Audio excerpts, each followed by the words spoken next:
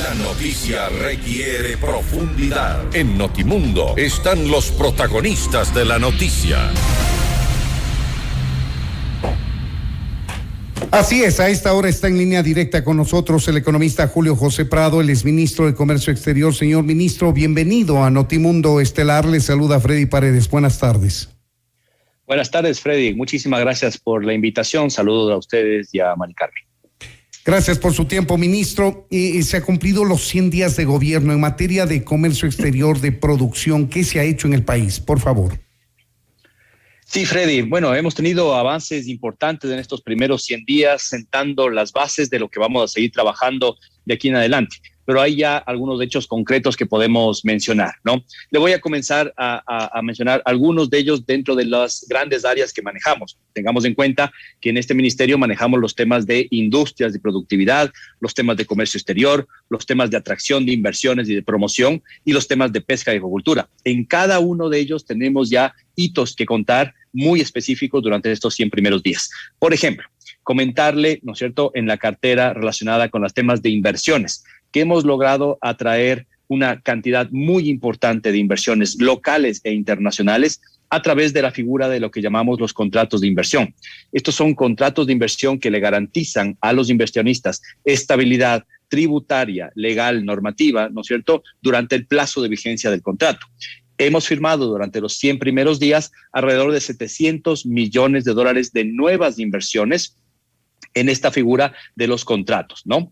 Y esperamos de aquí hasta finalizar el año, es decir, cuando cumplamos los 200 días de gobierno, tener un aproximado de unos $2,000 millones en contratos de inversión, lo cual significa, Freddy, que vamos a tener más del doble de contratos de inversión en montos de lo que tuvimos el año 2019 y más de 4 veces del año de pandemia del año pasado, 2020. Es decir, es un monto importante que demuestra un compromiso de los inversionistas, no con este gobierno, sino con el Ecuador de largo plazo. Precisemos un poco esta cifra inicial de $700 millones en inversiones que ya están concretados vía contratos de inversión precisamente. ¿En qué áreas, señor ministro?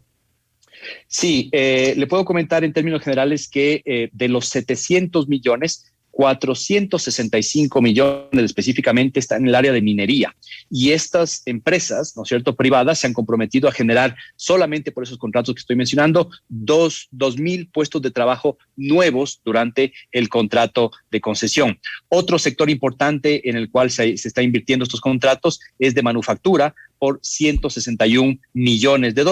El sector de energía, sobre todo energía renovable, 36 millones. Agroindustria, hay algunos proyectos relacionados con exportaciones agroindustriales, sobre todo de productos no tradicionales muy interesantes, por alrededor de 20 millones, y algunos otros relacionados con el tema logístico, agrícola, biotecnología y forestal, con montos un poquito menores que suman entre todo el resto alrededor de unos $20 millones. Pero la mayoría, como lo he explicado, es en el sector minero, y estas son inversiones de empresas, por ejemplo, canadienses, que han estado interesadas ahora con la nueva visión que tenemos en el gobierno de poder firmar estos contratos de inversión. Estamos hablando de que se va a invertir en al menos 2 proyectos este monto de $465 millones en minería.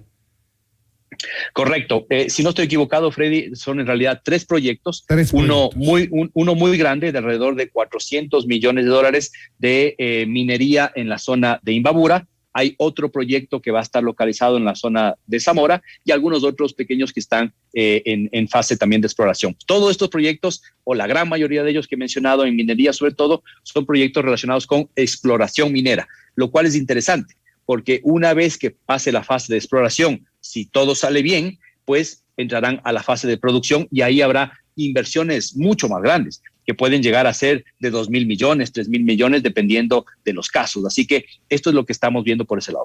Esto en materia de inversión, señor ministro. En materia de exportaciones, esto fue un flujo de recursos importantes para el país, especialmente en pandemia, porque fue uno de los sectores que no solamente que no decreció, sino que creció en el año de pandemia, en el más fuerte, en el 2020.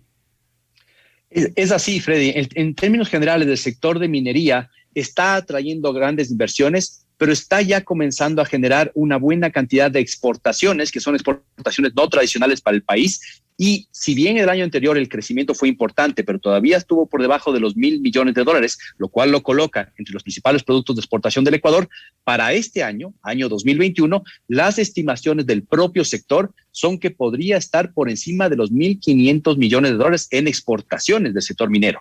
Y de ahí en adelante solo puede seguir creciendo. Así que ya tenemos un sector que está consolidándose, que va a generar una buena cantidad de fuentes, y lo que hay que hacer es seguir generando estas inversiones sostenibles, amigables con el ambiente, responsables, etcétera, de países que justamente vengan a hacer bien las cosas. Y eso es lo que estamos buscando con estos nuevos contratos de inversión, y sin duda algunos que estamos por anunciar dentro de este flujo que le decía yo de los $2,000 millones de inversiones. Están también algunos proyectos eólicos, proyectos agroindustriales, proyectos de logística y también algunos proyectos mineros.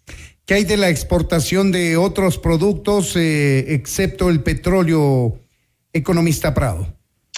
Sí, en términos generales tenemos un crecimiento importante ya de las exportaciones. Ventajosamente, Freddy, como se lo ha anunciado incluso durante la pandemia, los sectores exportadores siguieron creciendo y atrayendo capitales al Ecuador. Los sectores de exportación tradicional, como el banano, como el camarón, como la pesca y el atún, las flores también, tuvieron buenos desempeños durante el año anterior. Y ahora estamos viendo que una vez que la demanda a nivel internacional se ha compuesto, las cadenas logísticas se han repuesto, pues estamos comenzando a ver un crecimiento importante de las exportaciones no petroleras tradicionales y de las no tradicionales.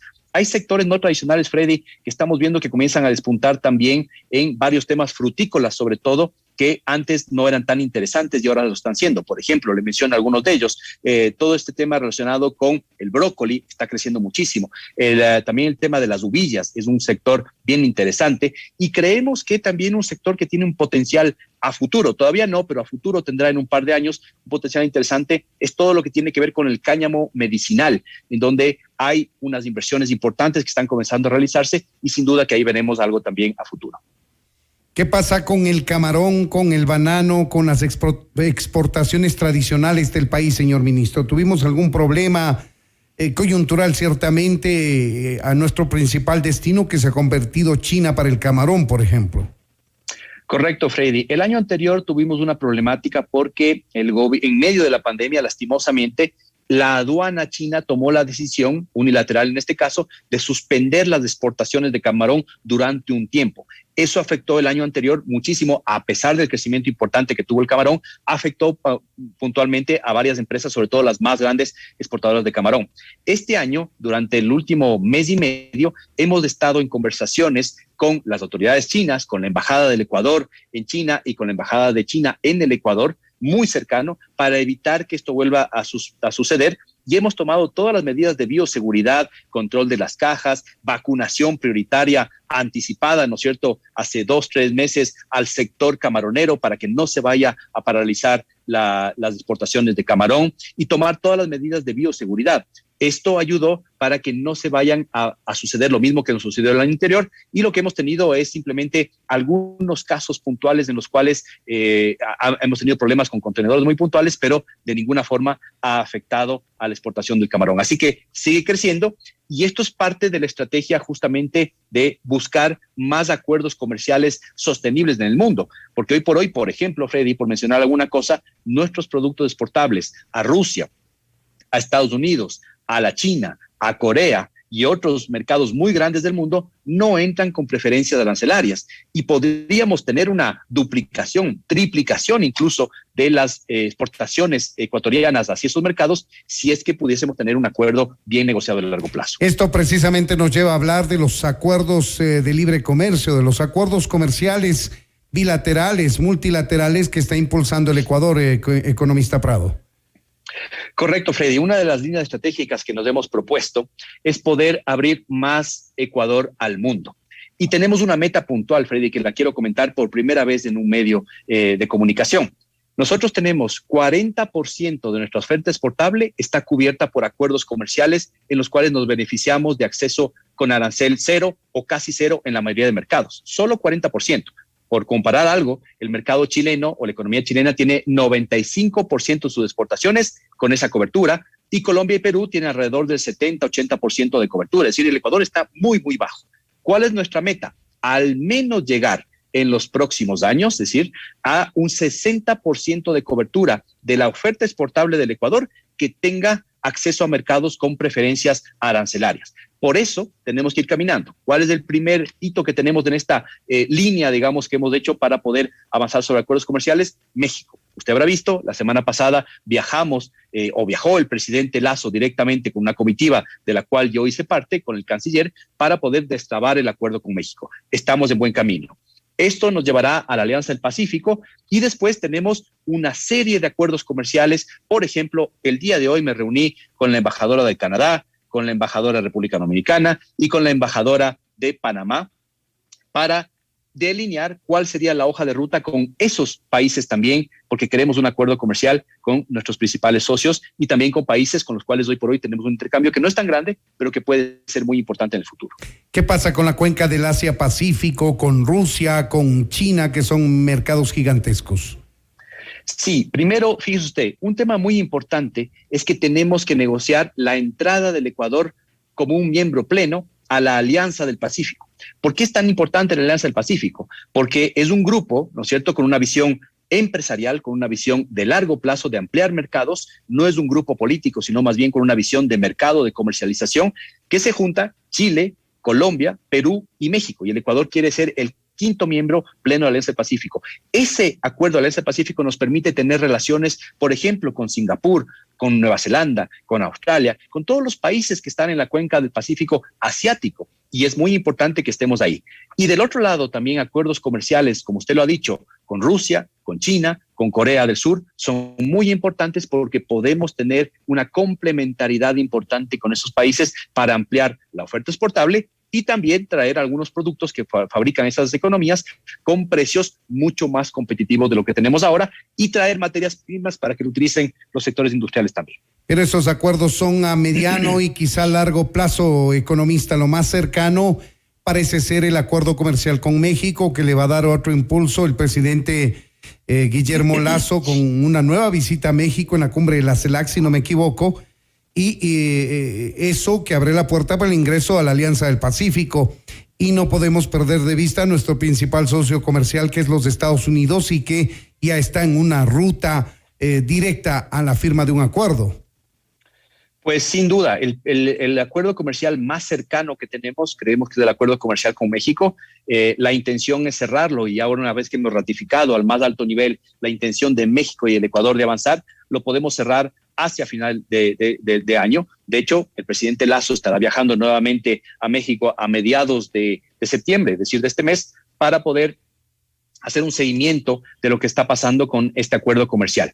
Alianza del Pacífico, podemos avanzar una vez que cerremos con México. Estimamos que nos tomará unos 6 meses más, en el peor de los casos, del poder adherirnos a Alianza del Pacífico. Y con Rusia, uno pensaría que es un acuerdo comercial que va a tomar mucho tiempo, pero no es así. He conversado, primero conversó el señor presidente Lasso con el presidente Vladimir Putin hace 2 semanas y acordaron al más alto nivel avanzar con un acuerdo comercial con Rusia. Y yo me reuní la semana pasada con el embajador de Rusia y hemos acordado ya un plan de acción que incluye primero una petición formal del Ecuador para pedir que podamos iniciar un acuerdo comercial, no solo con Rusia, sino con la zona euroasiática, digamos, que es Rusia y otros países de influencia en esa zona. Así que es un acuerdo que creemos que podría tomarnos, en el peor de los casos, 1 año desde ahora el tenerlo listo y que es muy importante para el Ecuador. ¿Qué pasa con Estados Unidos? ¿Para cuándo cree usted que se puede cerrar?